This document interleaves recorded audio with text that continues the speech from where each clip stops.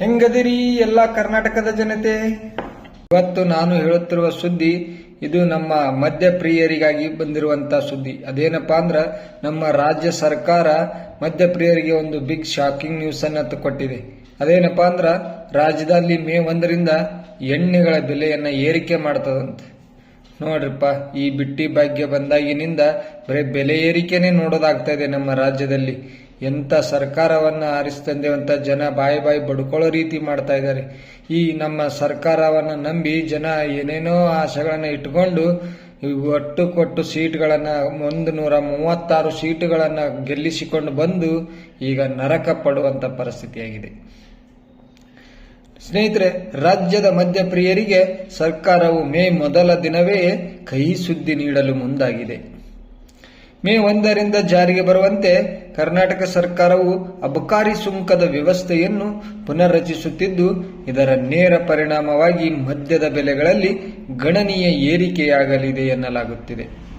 ಈಗ ಹೊಸ ತೆರಿಗೆ ನೀತಿ ಏನ್ ಹೇಳ್ತದಪ್ಪ ಅಂದ್ರ, ಈವರೆಗೆ ಮದ್ಯದ ಉತ್ಪಾದನಾ ವೆಚ್ಚ ಆಧಾರದ ಮೇಲೆ ತೆರಿಗೆ ವಿಧಿಸ್ತಿದ್ರು.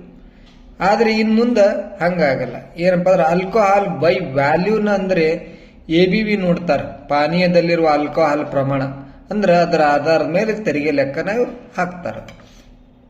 ಹೆಚ್ಚಿನ ಆಲ್ಕೋಹಾಲ್ ಸಾಂದ್ರತೆಗೆ ಹೆಚ್ಚು ತೆರಿಗೆಯನ್ನು ಹಾಕ್ತಾರೆ.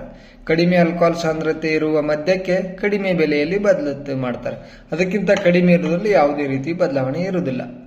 ಅದೇ ರೀತಿ ಎಷ್ಟು ಏರಿಕೆ ಆಗ್ಬೋದಪ್ಪ ಅಂದಾಜು ಅಂದ್ರೆ, ಹೊಸ ನೀತಿಯಿಂದಾಗಿ IMFL ಮದ್ಯದ ಬೆಲೆಗಳು ಸುಮಾರು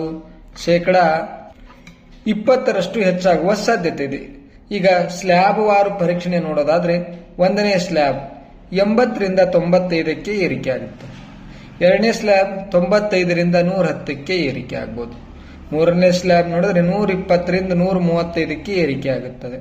ಇನ್ನು 4ನೇ ಸ್ಲ್ಯಾಬ್ 150ರಿಂದ 170ಕ್ಕೆ ಏರಿಕೆ. ಆದರೆ ಒಂದು ಗಮನದಲ್ಲಿರಲಿ ಎಲ್ಲ ನನ್ನ ಮದ್ಯಪ್ರಿಯರಿಗೆ, ಬಾರ್ ಮತ್ತು ರೆಸ್ಟೋರೆಂಟ್ಗಳಲ್ಲಿ ಸೇವಾ ಶುಲ್ಕ ಅನ್ವಯವಾಗುವುದರಿಂದ ಬೆಲೆ ಅಲ್ಲಿ ಇನ್ನೂ ಹೆಚ್ಚಾಗಬಹುದು. ಆದರೆ ಬಿಯರ್ ಪ್ರಿಯರ ಸ್ಥಿತಿ ಏನು ಅಂತ ನೋಡೋಣ. ಹೊಸ ನೀತಿಯು ಬಿಯರ್ ಮೇಲೆಯೂ ಪರಿಣಾಮ ಬೀರಲಿದೆ. ಆಲ್ಕೋಹಾಲ್ ಅಂಶ ಹೆಚ್ಚಿರುವ ಸ್ಟ್ರಾಂಗ್ ಬಿಯರ್ ಬೆಲೆಗಳು ಏರಿಕೆಯಾಗುವುದು ಖಚಿತ ಎನ್ನಲಾಗುತ್ತಿದೆ. ಆದರೆ ಸಾಮಾನ್ಯ ಅಥವಾ ಲೈಟ್ ಬಿಯರ್ ಬೆಲೆಗಳಲ್ಲಿ ಸದ್ಯಕ್ಕೆ ಯಾವುದೇ ದೊಡ್ಡ ಬದಲಾವಣೆ ಇರುವುದಿಲ್ಲ ಎಂದು ನಿರೀಕ್ಷಿಸಲಾಗಿದೆ. ಸರ್ಕಾರದ ಈ ಕ್ರಮಕ್ಕೆ ಮದ್ಯಪ್ರಿಯರು ಮತ್ತು ವ್ಯಾಪಾರಿಗಳಿಂದ ವ್ಯಾಪಕ ಟೀಕೆ ವ್ಯಕ್ತವಾಗುತ್ತಿದೆ.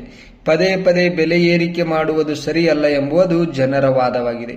ಆದರೆ ಸರ್ಕಾರದ ಗ್ಯಾರಂಟಿ ಯೋಜನೆಗಳು ಮತ್ತು ಸಾರ್ವಜನಿಕ ಕಲ್ಯಾಣ ಕಾರ್ಯಕ್ರಮಗಳಿಗೆ ಆದಾಯ ಕ್ರೋಢೀಕರಿಸಲು ಅಬಕಾರಿ ಸುಂಕದ ಹೆಚ್ಚಳ ಅನಿವಾರ್ಯ ಎಂದು ಸರ್ಕಾರಿ ಮೂಲಗಳು ಸಮರ್ಥಿಸಿಕೊಳ್ಳುತ್ತವೆ.